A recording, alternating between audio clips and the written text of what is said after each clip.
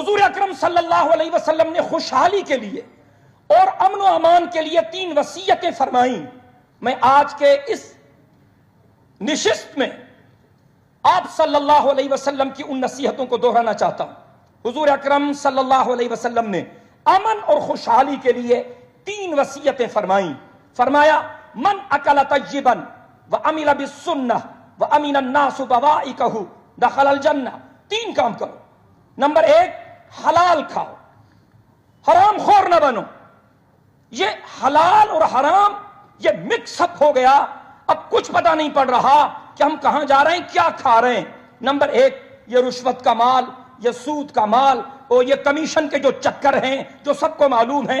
Number یہ تو سارے عہد کریں، سب سے پہلے ہم عہد کریں یہاں بیٹھے ہوئے کہ ہم حرام نہیں کھائیں گے، حلال کھائیں گے. یہ آپ صلی اللہ علیہ وسلم کی پہلی وصیت کہ حلال کھاؤ.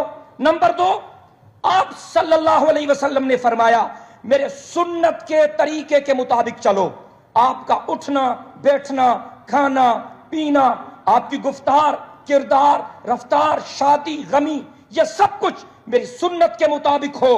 ہم عشق رسول کا دعویٰ تو کرتے ہیں، مسلمان ہونے کے ہم دعوے دار تو ہیں، لیکن ہماری عملی زندگی اتنی گندی ہو چکی ہے کہ ہمارے اعمال کفار سے بھی بدتر ہیں. نمبر 1 آپ نے فرمایا حلال کھاؤ. نمبر 2 سنت کے طریقے کے مطابق چلو.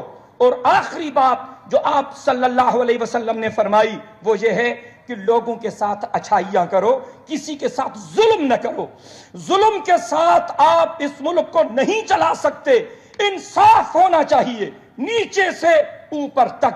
اگر ہم نے انصاف کیا اور آپ صلی اللہ علیہ وسلم کی وصیتوں پر عمل کیا اور ایمانداری کا مظاہرہ کیا تو پھر نتائج بھی نکلیں گے، ورنہ نتائج الٹ ہوں گے.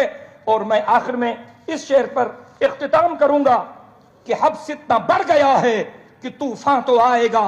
حبس اتنا بڑھ گیا ہے کہ طوفان تو آئے گا. پیاسی زمین ہے موسم باران تو آئے گا. میں نے اسی لیے بھری بستی میں دی اذاں کوئی نہ کوئی مرد مسلمان تو آئے گا. قاتل پھرے گا کوچو بازار میں اگر لوگوں کو یاد خون شہیداں تو آئے گا. بڑی مہربانی. شکریہ.